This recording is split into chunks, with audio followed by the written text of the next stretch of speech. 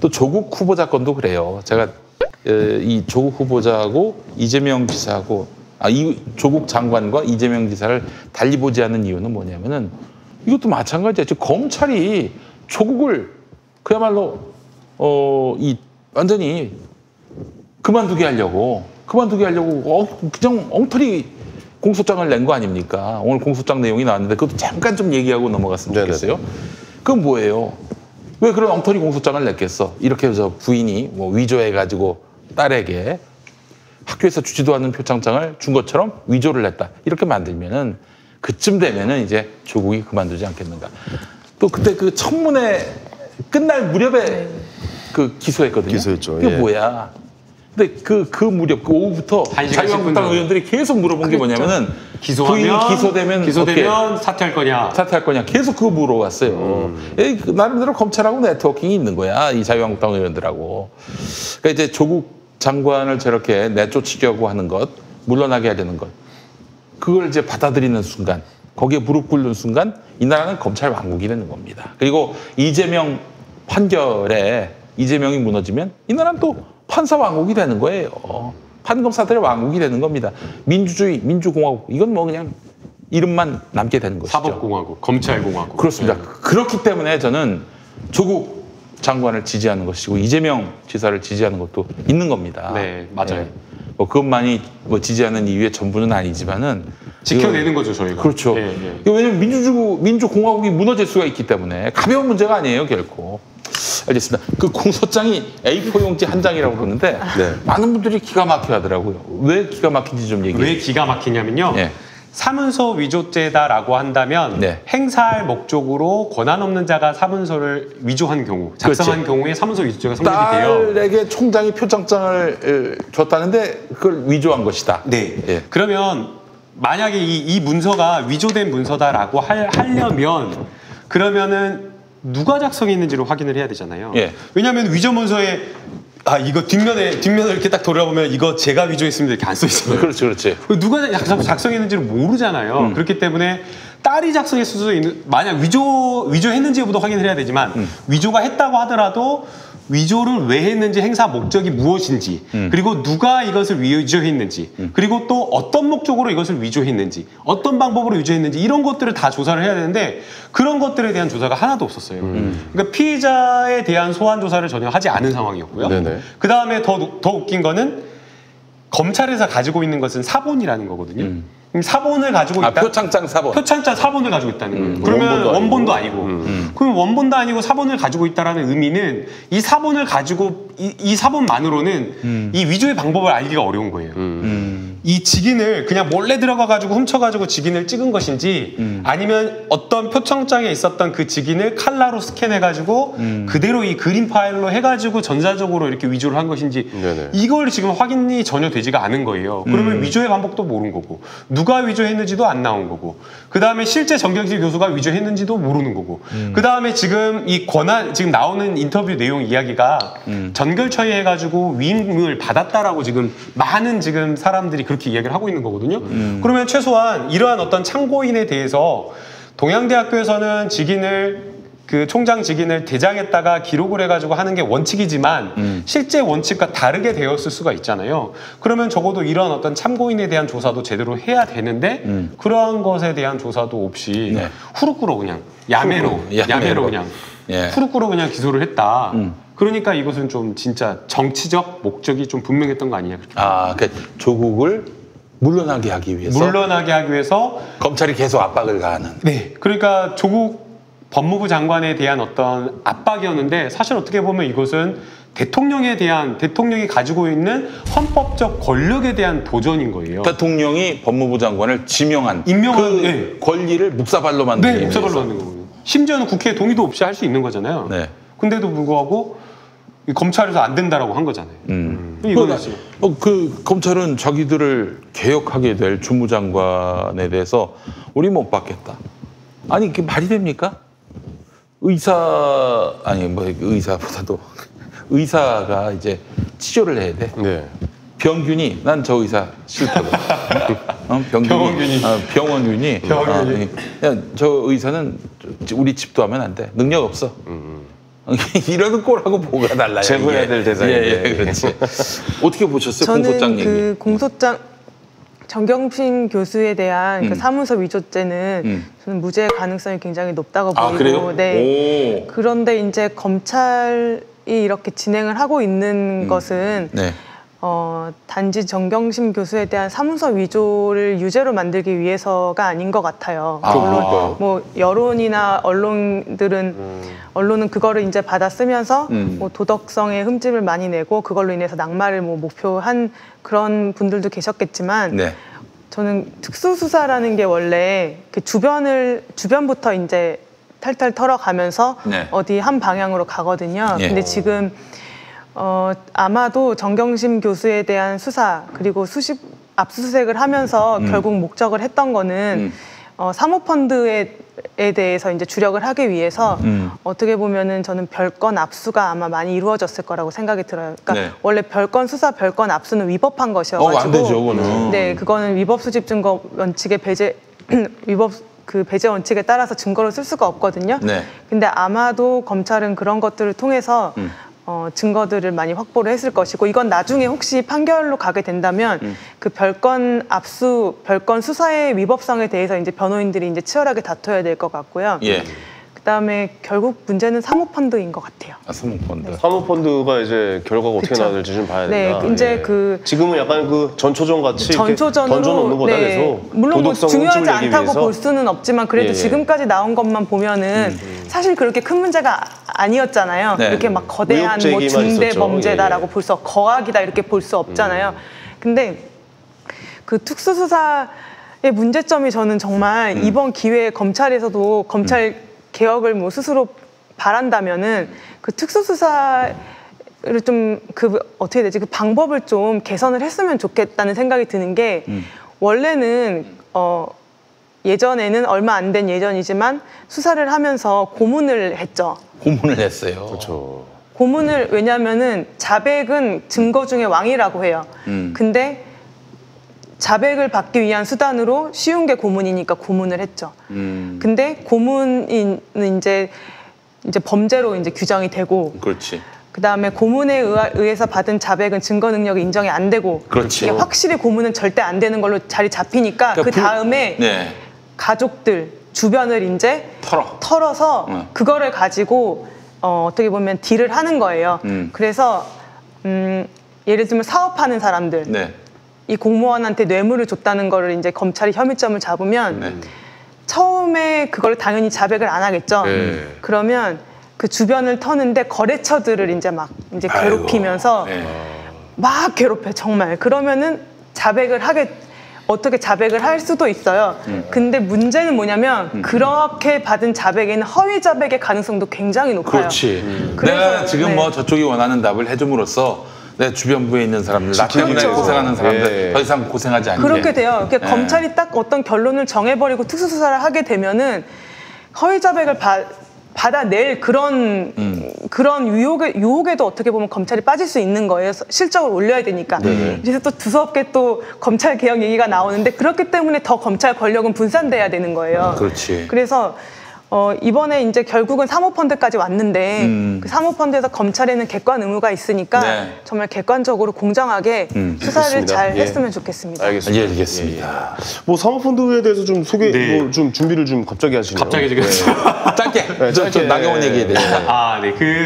어제 이제 JTBC 보도를 보니까 정경심 교수가 5억 원을 오촌 조카한테 빌려줬고 네. 그게 오촌 조카의 아내 명의로 입금이 되었고 그중에 2억 5천만 원이 코링크 PE의 설립 자금이 되었다. 네. 그리고 남동생에게 3억 원을 대여했는데 이 3억 원이 동생이 또 코링크 PE의 주식을 또 한 200배 정도 부풀려 가지고 인수하는 데에 사용이 되었다라고 이야기를 하고 있어요. 아이고 복잡하다. 네, 그러면서 이제 정경심 교수가 이거를 모두 다 약간 그 코링크 PE의 운용에 관여한 것처럼 이야기를 하는데 팩트가 아니다. 오히려 지금 수사를 통해서 드러나는 여러 가지 내용 그리고 녹취록 다 보셨는지 모르겠는데 녹취록을 통해서 드러나는 것을 보면 오히려 정경심 교수가 이 코링크 PE와 관련되어서 직접적으로 관여했다기보다는 익성이라고 하는 데가 새롭게 나오는 것 같아요. 네. 익성에 자동차 부품 회사. 네, 그 현대 계열사의 그 현대차에 납품을 하는 벤더 회사라고 하는데 이 익성이라는 데가 상장을 하기 위해서 2차 전지 사업과 관련되어서 그렇죠. 이제 현대차가 수소차하고 전기차로 간다라고 지금 했잖아요. 내연기관을 버리고. 그래서 이쪽으로 자기네를 또 해야겠다라고 하면서 대규모 투자를 늘리기 위해서 상장을 하려고 했는데 상장이 실패한 거예요. 그래서 우회 상장 여러 가지 방법의 큰 계획, 밑그림을 좀 그렸던 것으로 보이고 그 과정에서 익성의 실권자, 그게 누군지는 모르겠어요. 도주중이라고 이야기를 해요. 네. 그 사람과 조국 교수의 교국 법무부 장관의 오촌 조카가 이렇게 짬짬이를 했던 것으로 보여요. 그래서 지금 수사 결과 오히려 지금 익성이 지금 드러나고 있는 상황이고요. 뭐 정경심 교수가 5억 원이 그 자금이 코링크 피해에 약간 관여한 것처럼 나오는데 그거는 사실상 돈을 대출해줘가지고 빌려줘가지고 정경심 교수가 이자까지 돈을 다 받았고 2018년에 갚았다, 되돌려 받았다. 라고 지금 이야기를 이 문제가 터지기 전에 자, 한마디로 말해서 복잡할 거 없이 조국 장관 부부는 이것과 상관이 없다. 이 사람들은 말하자면 피해자면 피해자지. 그래서 여기서 뭐 이득을 보거나 그런 건 없다. 이거 아닙니까? 그래서 저는 이제 그 정경심 교수가 알기는 알았을 것 같아요. 코링크 피의 존재나 이런 거를 알기는 알았을 것 같지만 알았을 수 있다. 예. 그러나 이런 어떤 그 익성과 관련되어서 익성이 코링크 피를 통해 가지고 그 코스닥 상장사를 통해서 우회 상장하고 이 큰 그림이나 이러한 것들에 기획하거나 관여하거나 또는 웰스 CNT에 투자했다가 그 투자 자금을 다시 또 빼가는 업무상 횡령하는 데에 공범이 되거나 그러지는 않았을 것이다. 그렇게 보고 있고요.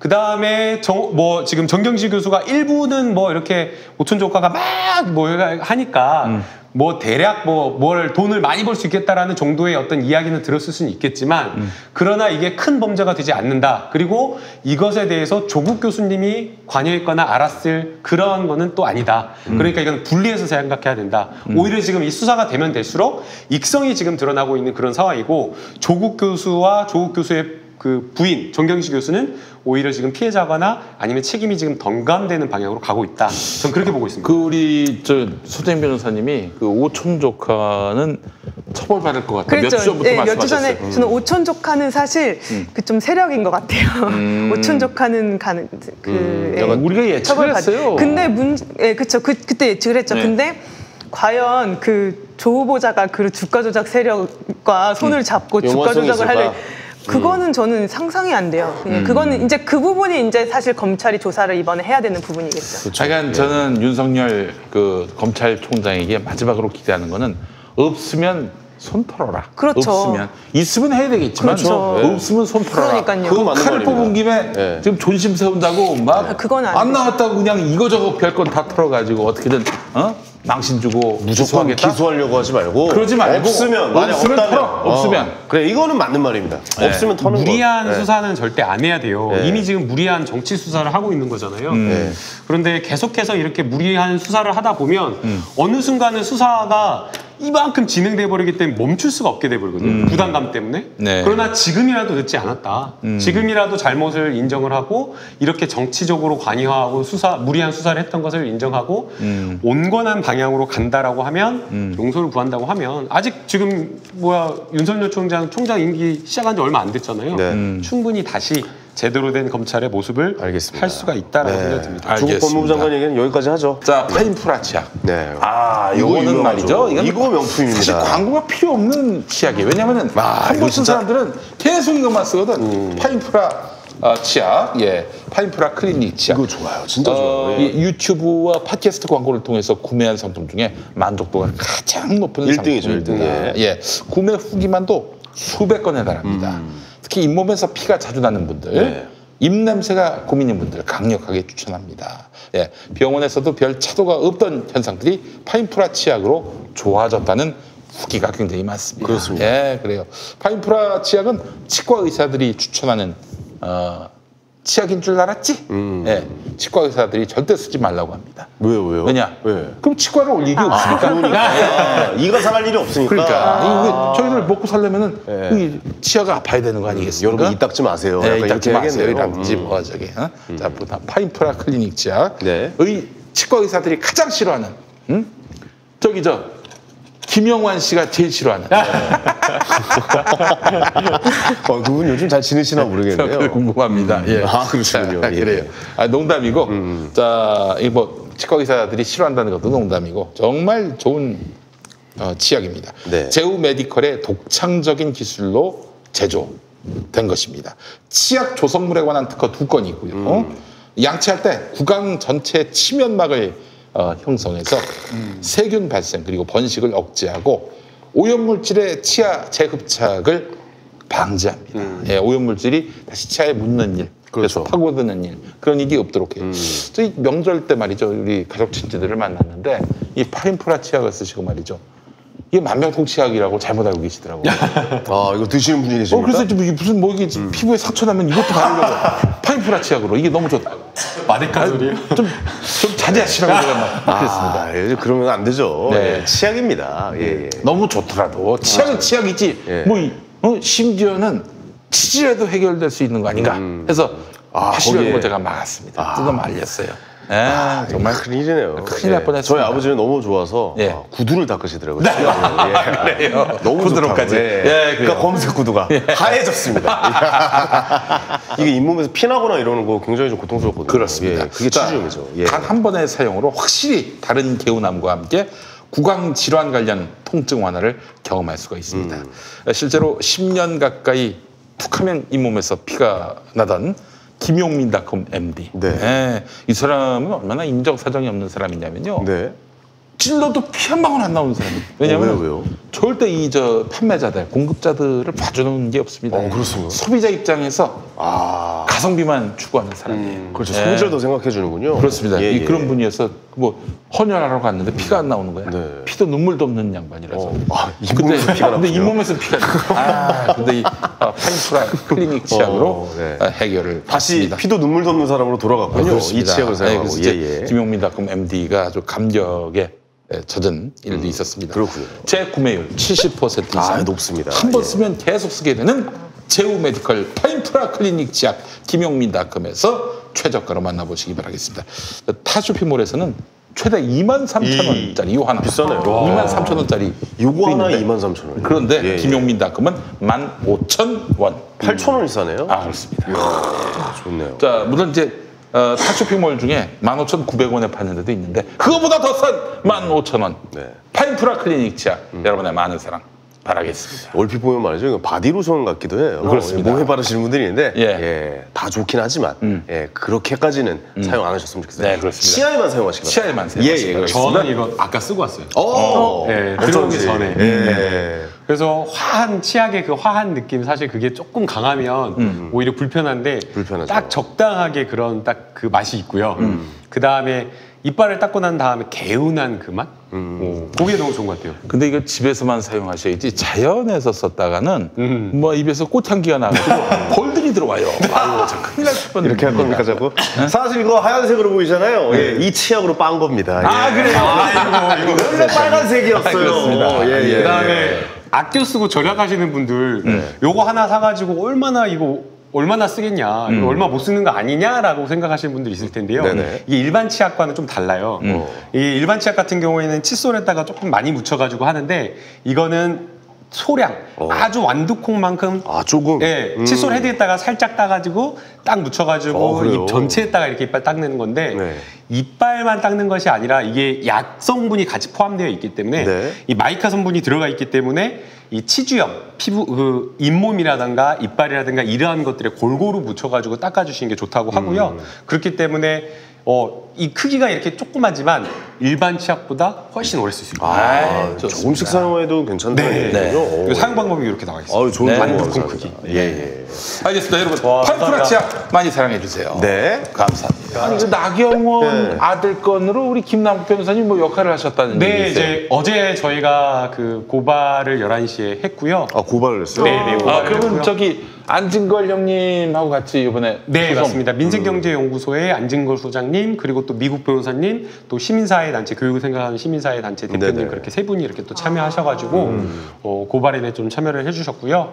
그 혐의 사실은 그 뉴스타파에서 나온 대로 네. 그 성심여대와 관련되어서 성심여대 입학하는 성신여대 성심이 있고 아, 성심이 죄송해요. 있는데 성신 네. 성심여대는 다른 데 있는데 성심은 이제 가톨릭 쪽이에요. 예, 맞아요. 성신여대에 입학하는 데에 그 입학 그 장애인 특기자 전형이 신설되는 그 과정부터 면접 전형을 보는 그 면접 과정 그리고 성적이 부여되는 그 과정까지 업무방해의 혐의가 있다 그런 의혹이 있다라는 뉴스타파의 보도가 있었거든요. 네네. 그래서 이제 해당 뉴스타파의 근거를 전제로 해서 이제 고소장을 작성을 했는데 이제 문제가 되는 것은 이게 업무방해가 공소시효가 7년이다 보니까 그게 사실은 2011년에 있었던 일이거든요. 네. 그러다 보니 이 전형 요소 이 전형이 신설되는 그 과정과 입학이 있었던 그 과정은 사실 7년이 벗어나버린 경과돼 네. 버렸거든요. 네네. 그래서 이제 이것을 법리적으로 조금 어려울 수 있겠지만 이게 그냥 한 번에 이게 하나의 각각의 개별 범죄가 있었던 것이 아니라 포괄일제로 묶어가지고 입학부터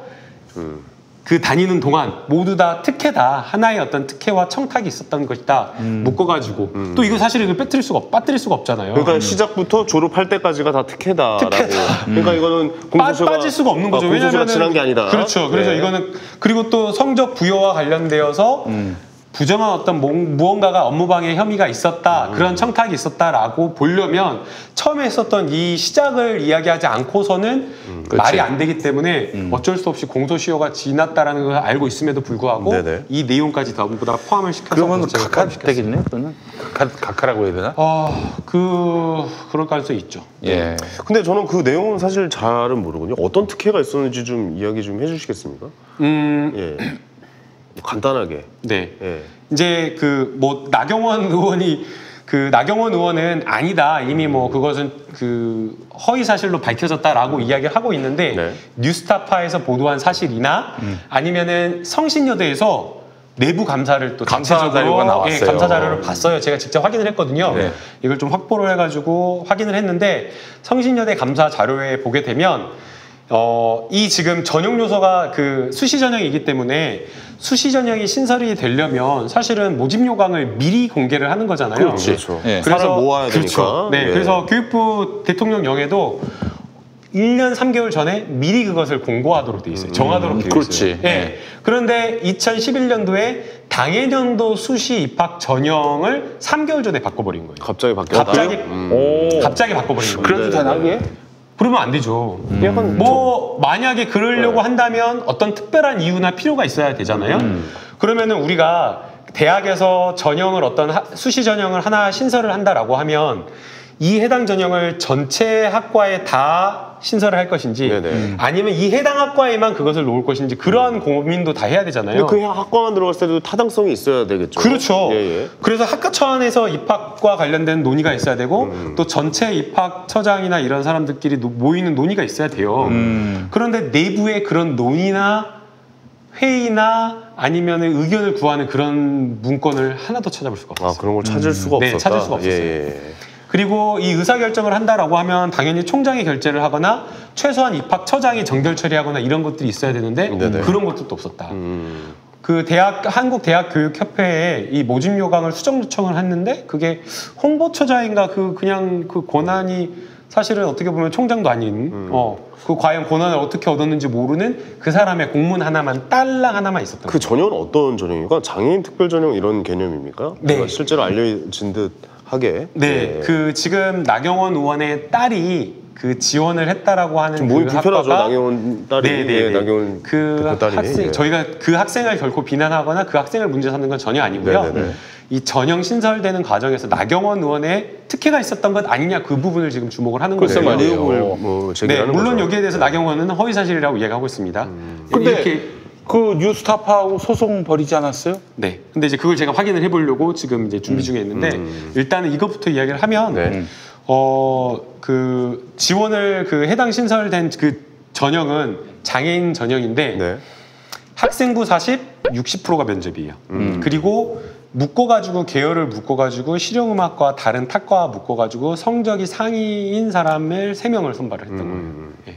그래가지고 한 24명인가 지원해가지고 탁과에 2명, 이 시류몽학과에 한 명이 합격을 한 거거든요. 네네네. 근데 어쨌든 이것 자체가 굉장히 이례적인데 신설되는 그 과정 자체가 근거나 이런 논의가 아예 없었다라는 그게 이제 하나가 있는 거예요. 그래서 이제 뉴스타파가 취재하는 것은 뭐였냐면 6월 14일에 이거를 공문을 보내서 신설을 하는 그 수정 요청을 하는데 몇 년도?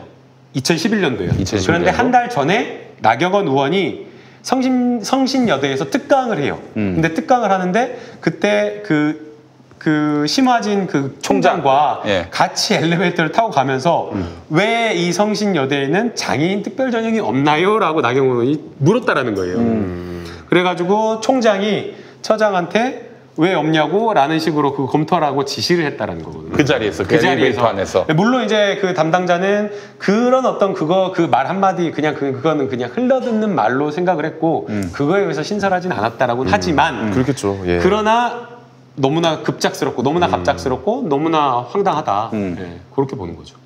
충분히 의혹을 가질 수 있는 다른 수 그렇고 있네요. 이제 예. 아들의 경우인데 지금 아들의 경우는 제가 한번 좀 정리해 보겠습니다. 네네네. 아들이 이제 그 경진 대회에 이제 뭔가 보고서를 과학경진대회. 냅니다. 연구 네. 보고서를 내요. 예. 근데 그 실험을 해야 될 거 아니에요. 네네. 실험을 해야 되는데 서울대 실험실을 이용했어요. 고등학생인데. 네네. 근데 외국에서 학교 다니는 고등학생인데. 그런데 이제 서울대 실험실을 쓰려면은 뭐 서울대 교수의 동의를 얻어야 되는 거 아니에요?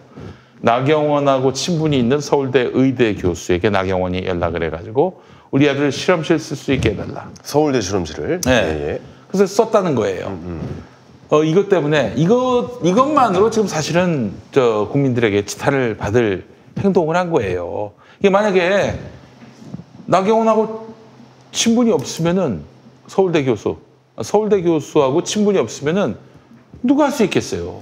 맞아요. 그러니까 나경원 아들이기 때문에 그 혜택을 받은 거야. 그거 자체가 엄청난 특혜인 거죠. 우리 저 예. 애청자분, 저 KBS 1라디오 애청자분이 서울대 실험실에 전화를 해가지고 서울대 전화해가지고 우리 아들도 좀 실험하게 해달라 했다가 안 된다 얘기를 들었다고 합니다. 안 된다. 정치자도 약간 좀 DJ를 따라가네요. 네. 예. 이거 봐봐. 행동하네. 이것만 해도 사실 조국 교수 말이에요. 조국 저 장관 딸이 어떻게 저기 단국대에서 그 인턴을 할 수 있었느냐? 그 조국 딸이기 때문에 가능한 거 아니냐? 이런 억측, 이런 추측, 그렇죠. 이런 걸로 조국 장관 후보자가 그렇게 괴롭힘을 당했던 거 아닙니까? 근데 실은 그게 조국 후보자하고 아무 상관이 없어요. 왜냐면 그 딸, 그 한영 외고 다니는 그 딸이 학교 프로그램 때문에 이제 프로그램 덕으로 그 단국대에서 인턴을 한 것이지. 조국의 그 아버지인 조국이 그 단국대 교수한테 연락해가지고 우리 딸 저기 인턴 시켜달라고 그런 게 아니었다고. 근데 이 나경원 거는 나경원과 본인이 스스로 나경원이 친분 있는 서울대 의대 교수한테 연락해서 그 실험실을 쓰게 했단 말이에요. 이게 왜 언론들이 여기에 대해서 관심이 없는지 이해할 수 없어요. 이해할 수가 없어요, 이거는. 이거는 너무나 뚜렷하게 청탁을 받은 교수가 인정을 했고 나경원 의원도 인정을 했는데 네. 왜 이러한 어떤 부정한 특혜나 이러한 것에 주목을 하지 않는지. 예. 서울대학교 그놈들이 더 나빠요. 서울대학교 그놈들은 뭐 정의를 부르짖으면서 외친다. 그래서 제가 지난번에 3주 전에 그랬잖아요. 총학. 이놈들은 선택적 정의다. 지네들이 이야기하고 싶은 것만 그냥 하는 거다. 결코 정의롭지 않다. 네. 딱 그러잖아. 나경원 의원 딱 똑같은 사안 터지니까 조용히 입 싹 닫고 있잖아요. 그리고 또 하나가 이제 뭐냐면은 이제 서울대에서 나경원 아들이 실험을 했단 말이에요. 실험을 해서 뭐 보고서가 나오는데 그 나경원은 아들이 다 한 거다라고 얘기했는데 이 교수는 다 하기는 모르는 것도 많은데 도와줬다 이런 식으로 얘기를 했습니다. 네. 근데 이제 문제는 뭐냐면은 이게 IRB라고 뭐 윤리 저기 있어요 규정이. 그래서 이 인체와 관련해 사람의 인체와 관련해서 실험을 하면은 거죠. 예. 반드시 이제 그쪽에다 얘기하게 돼 있어요. 예. 그런데 본인이 자기 몸에 대해서 연구한 거에 대해서는 따로 그렇게 보고하지 않아도 된다고 생각을 했나 봐요. 네. 근데 미성년자냐? 미성년자는 자기 몸을 실험해도 그거는 반드시 IRB의 승인을 받아야 되는데 IRB 승인 없이 이게 사실 보고서가 나왔던 거고 보고서가 나온 걸로 본인 사실은 몸에다 무슨 실험을 한 거죠? 아 이제 그 심박 이걸 측정하는 그게 심박 있더라고요. 같은 거. 네, 그래서 이걸 갖고 경진대회에서 수상을 해가지고 네. 그 서울대 도움 받아가지고 대학원생 그 교수의 도움 받아가지고 경진대회에서 수상을 했단 말이죠. 이걸 갖고 예일대 가는데 쓰지 않았겠는가? 예일대는 그런 연구 성과 있으면 내놓으라고 하거든요. 그러니까 이제 지금 이게 문제가 처음에 이제 문제가 된 게 뭐였냐면요. 그 과학경진대회 2014년 7월 말경에 3주간 서울대학교에서 실험을 하고요. 그 실험 결과를 가지고 네. 과학경진대회에서 수상을 했다라는 지금 의혹이 있고 네. 수상한 것을 좀 더 발전시켜 가지고 IE인가요? 그 의료공학과 관련된 굉장히 세계적으로 권위 있는 학회에서 네. 발제를 했다라는 거예요. 근데 이게 논문 세션 발제는 아니었고 포스터와 관련된 포스터를 게재해가지고 이 발제를 한 거였는데 그 처음에 보도된 거는 뭐였냐면 논문의 일저자로 올랐다라고 이야기가 된 거예요. 그러니까 이게 굉장히 일단은 과학 논문이기 때문에 실험을 한다는 것 자체가 3주 만에 이렇게 실험을 한다는 것 자체가 고등학생이 이런 걸 한다는 것 자체가 믿기가 어렵잖아요. 그래서 그러면은 똑같이 의문을 제기할 수 있는 거잖아요. 그럼 과연 이것을 나경원 의원의 아들이 정말 기여를 해가지고 일저자로서 논문 이 지금 논문 포스터를 작성하는데 일저자로서의 그만큼의 기여를 했는지가 질문이 따라올 수밖에 없는 거죠. 그렇죠 말이에요. 그래서 그게 처음에 보도가 나왔는데 나경원 의원이 뭐라고 해명을 했냐면 우리 아들은 논문 쓴 적이 없다. 그거는 논문이 아니라 포스터다라고 이야기를 한 포스터. 거예요. 포스터. 예. 한 장짜리 포스터다. 예. 그래서 확인을 해보니까 포스터인 거는 맞아요.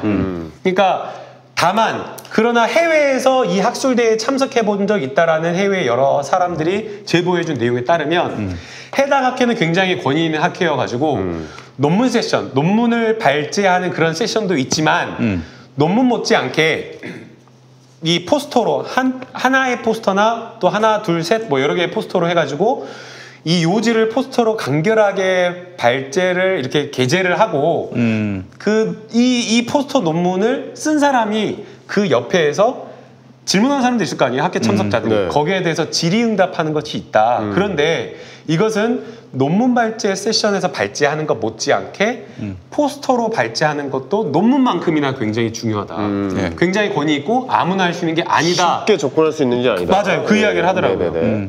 그래서 결국에는 이게 서울대학교에서의 그런 논문 실험실에 서울대 의대 교수의 지원이나 이런 어떤 조력이 없었다라고 한다면 과연 그 학생이 그 고등학생 신분으로 그런 학회에서 발제를 할 수가 있겠느냐.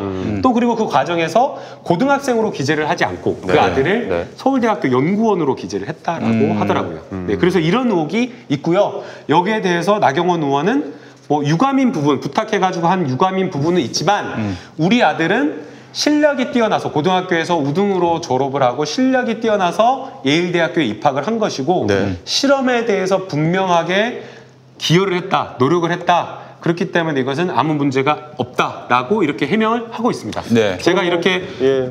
아주 또박또박 그 해명을 붙이는 이유를 여러분들은 아시겠죠? 네. 아무래도. 왜냐면 고소당할까봐. 예. 예. 지금 약간 요즘 이제 기자분들이나 이런 분들 이미 지금 고소를 당했다고 고소를 했죠. 해가지고 예. 고소를 해가지고 막 고소를 너무 막 남발을 해요. 그래가지고 아니 근데 그 정치인에 대한 그런 고소가 왜요? 아 겁이 나셔서. 아니요, 겁이 나는 건 아니고요. 예. 제가 뭐 이 한번 뭐 들어가도 가진 것도 없고 들어간다고 하더라도 걱정해 주실 분이 아무도 없습니다. 그런데 예. 정치인이 말이죠. 정치인이 지금 특권 의혹과 관련해서 자기는 그렇게 또 목청 높여서 조국이 반칙과 특권의 아이콘이다 이렇게 얘기하는 사람이 말이죠. 본인과 관련한 의혹에 대해서는 고소 고발도 이렇게 나온다. 이게 너무 심한 거 아닙니까? 저도 저 나경원한테 옛날에 고발당한 적이 있었어요. 진짜요? 아, 진짜요? 그 예전에 그 전라도 출신 네네. 동장들을 딴 구로 전출시킨 당시에 서울 중구 국회의원이었거든요. 네네네. 근데 중구는 하나야. 네. 지역구는 하나고. 그렇죠. 그러니까 중구청장이 한나라당이 됐어요. 네네네. 자기가 한나라당 국회의원이었고. 그래서 중구청에 있는 전라도 사무관들을 딴 데로 전출시켜버렸어. 아이고. 전라도라고. 와, 야 진짜 골 때리는 거지. 그래서 그걸 갖고 낙검수에서 제가 한번 이야기를 다뤘어요. 네네. 그랬더니 그 증언해 주신 사무관하고 김용민이를 이제 네. 고발을 했습니다. 아유, 그래서 형님. 어떻게 돼요? 그래서 이제 어떻게 그 됐어요? 우리 변호사가 진선미 진선미 부장관 진선미 장관. 한번 검찰 나가서 이제 불기소. 네. 불기소가 그렇게 됐고 그 저 사무관님은 끝까지 재판까지 갔는데 마침내 이겼습니다. 이겼어요. 네. 그러니까 내가 봤을 때는 귀찮게 하는 거야 한마디로 얘기해서. 그렇죠. 그 정치인에 대한 또 이런 일반 국민들의 의혹, 또 언론의 그런 그 의혹 보도 이걸 가지고 이 소송을 건다? 이거는 뭐 나는 법정 가서 그게 죄로서 인정받기 어렵다고 보는데. 그래서 지금 이 자유한국당이 지금 성명이 나왔더라고. 나경원 원내대표. 저는 이것도 이해할 수가 없어요. 나경원 원내대표 개인에 대한 명예훼손인데 개인의 여러 가지 특혜나 비리와 관련된 여러 가지 의혹과 관련되어서 언론이 문제를 제기를 한 거고 거기에 대해서 국민들이 비난 비판을 하고 있는데 왜 이것을 당의 법률국에서 법률위원회에서 대응을 하는지. 지난번에도 난 고발당했어요. 나경원이 고소한 게 아니라 저를 고발한 거였어요. 그때도 그 방법을 쓴 것 같아. 나 이해할 수가 없어요. 그래서 거기 이제 성명이 나왔는데요. 서울중앙지방법원에서 이미 허위 사실로 판단을 받았다라고 막 이런 식으로. 뭐가? 그 예전에 성신여대 건. 그래서 저는 이 판결을 본 적이 없거든요. 보도된 것도 못 봤고. 근데 어떻게 된 겁니까? 그래서 지금 이게 뭔가 저희가 알고 있는 것은 언론중재위원회에서 있었던 여러 가지 문제와 관련된 것. 뉴스타파가 언론중재위원회에서 뭐 과태료 결정인가 그걸 받았는데 오히려 이게 전체적으로 진실에 부합한다. 그리고 뉴스타파는 충분히 이것에 대해서 근거를 가지고 취재한 것이다라고 해가지고 승소한 걸로 알고 있거든요. 그래서 지금 제가 아직 이것은 정확한 팩트는 아니고요. 어떤 근거로 허위사실로 법원에 의해서 판단을 받았다라고 주장을 하는지 이 성명에 대한 근거를 제가 내일 한번 취재를 해가지고 확인을 해보려고요. 제가 조금 보기는 했는데요. 그랬어요? 네, 그 뉴스타파에서 2016년도에 나경원 의원 딸의 부정 입학에 대해서 의혹 보도를 했어요. 그렇지. 거기에 대해서 나경원 의원이 뉴스타파의 기자를 허위사실 명예훼손죄로 고소를 해가지고 2017년도에 1심 판결에서 무죄를 받았고 2018년도에 2심 판결에서 무죄를 받았고 그다음에 검사가 상고를 포기해서 그 기자는 무죄 확정이 됐어요. 확정이 됐어요. 그 기자 이름이 가만있자 국민일보에서 그 해고됐던 기자인데 황일성 기자. 황일성 기자인가요? 그 해직 언론인이에요. 그런데 이제 저는 그 언론의 자유는 뭐 아무리 정치인에 대한 것이라고 하더라도 언론의 자유가 무제한적으로 허용되어서 그러니까 한계를 지켜야, 그러니까 헌법과 법률이 정한 한계를 지켜야 된다고 생각을 해요. 그러니까 허위 사실을 적시해서 아무리 정치인이라도 허위 사실 적시해서 명예훼손을 하면 안 되죠. 그럼요, 당연하죠. 그 기자는 처벌을 받아야 되는 거예요. 그래서 제가 조 후보자에 대해서 저희가 계속 다루면서 한 3주 동안 가짜 뉴스들에 대해서 너무 시달려서 힘들었다 그런 얘기 말씀을 드렸던 게. 기자들은 객관적인 사실 확인 의무가 있고 한쪽의 입장만 대변할 것이 아니라 다른 쪽의 입장도 들어본 다음에 공정한 보도를 해야 되는 거예요. 반론권 보장해주고 보장을 해줘야 되는 거예요. 그래가지고 이제 간접적이고 그때 제가 말씀을 드렸던 판례 법리들이 여러 개 있었잖아요. 굉장히 판례 법리가 엄격하다고. 간접적이고 우회적으로 사실을 적시했더라도 그게 중요한 부분에서 어떤 허위 사실을 암시하고 있다면 그것도 허위 사실에 해당되는 거거든요.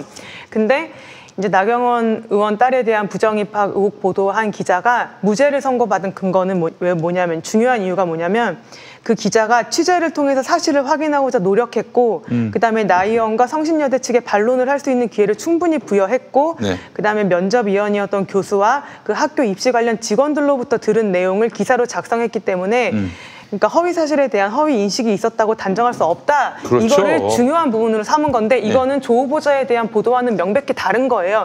그때 기자들은 반론권을 주지도 않았고요. 반론을 해도 실어주지도 않았죠. 또 막 삭제해요 지금 또. 지금 삭제하고 있다고 하더라고요. 기사를요? 그래서 기사를 삭제하고 있대요. 그래서 이제 아까 말씀하신 일부 허위 사실이다라고 한 거는 뭐냐면 당시에 뉴스타파에서 보도한 내용이 있어요. 근데 일부 사실과 합치되지 않은 부분이 있어요. 그게 뭐죠? 그게 중요한데. 그게 뭐냐면 장애인 전형이 있는 다른 대학에서 응시생이 신원을 노출할 경우 부정행위로 간주해 실격 처리한다라고 단정적으로 보도한 부분은 허위 사실이래요. 그리고 반주가 필요한 경우 수험생이 준비해와야 한다라고 단정적으로 보도한 부분도 허위 사실인데 중요한 거는 그것을 제외한 나머지 보도 부분이 그 주요 내용이 객관적인 사실에 합치된다는 거예요. 그러니까 세부적인 중요치 않은 부분에 허위 사실이 있다는 거는 중요한 게 아니에요. 중요한 부분이 객관적 사실에 합치되면은 허위 사실이라고 볼 수 없어요. 그러면 나경원이 얘기하는 우리 딸 부정 입학 의혹은 허위 사실이다. 그렇게 판단 그렇게 볼 수가 없는 거네. 부정 입학을 저희가 그러니까 너무나 감사합니다. 속이 시원합니다. 그럴까봐 요 내용 안 썼어요. 그러니까 감사 결과 보고서만을 근거로 왜냐면은 역공격 들어올 거를 충분히 생각을 해서 감사 보고서 내용만을 그걸 기반으로 해서 썼고요. 그 다음에 뭐 반주나 이런 장애인 전형 실격 처리다 이런 내용은 뺐어요. 네. 그래서 크게 문제될 것은 없을 것으로 보입니다. 다시 한번 제가 확인해봐야 그러니까 되겠는데 이제 한마디로 얘기해서 나경원 딸 입학 과정에서 이거 부정이 있었다라고 제기한 의혹 보도 이거는 사실에 합치된다 이렇게 보면 되는 아니요, 겁니까? 그렇게 말하면 안 되고. 네, 그건 아니에요. 그건 아니고. 약간 유보했다고 봐야 돼요. 그건 아니고. 유보했다? 그러니까 결국에는 법원에서 나경원 의원이 무죄다거나 아니면 나경원 의원이 어떤 특혜가 없었다라고 판단을 해준 것이 아니라 네. 뉴스타파에서 보도한 사실 중 일부 아닌 것이 있었다. 네. 근데 이거는 마이너한 거죠. 일부 아닌 것이 있었다라고. 네. 그러니까 그 해당 사안의 본질에 대해서 법원의 판단이 있었던 것은 아닌 것으로 보입니다. 네. 그러면은 법원에 이제 판단을 받아야 되겠네. 인제 받아야 되는 거죠. 예. 이제 여기서 먼저 나와야겠네요. 그럼 판결이. 그리고 이제 나서 나오겠죠. 고소가 되는 거예요? 어떻게 되는 거예요? 검찰이 이제 수사를 해서 네네. 죄가 된다라고 봐야 되는 거죠. 제가 된다라고 네. 봤습니다. 아 그래요. 어차피 여든 야든 자녀의 이런 문제는 잘못됐다면 다 바로 아니 잡아야죠. 나경원이 자기가 조국을 비난한 잣대로 자기도 한번 검증 받아야지. 그렇게 큰 소리로 뭐 의혹 규명이 권과 무슨 우선인 것 같습니다. 뭐 불공정 이렇게 운운했는데 그러니까요. 그 잣대로 자기도 한번 검증 받아야죠. 다 한번 잣대 들이대 봅시다. 네. 예, 어떻게 들어가나 그 안에서 어떻게 해결이 되나 궁금합니다. 예, 네. 예. 알겠습니다. 알겠습니다. 오늘 아주 깔끔하게 정리가 그렇습니다. 됐습니다. 결국 우리가 조국 본부장을 이야기하지 맙시다고 넘어왔는데 또 그 얘기를 하고 기승전 조국 그리고 이거 하나 꼭 말씀드리고 예, 싶은 게 예, 예. 오늘 그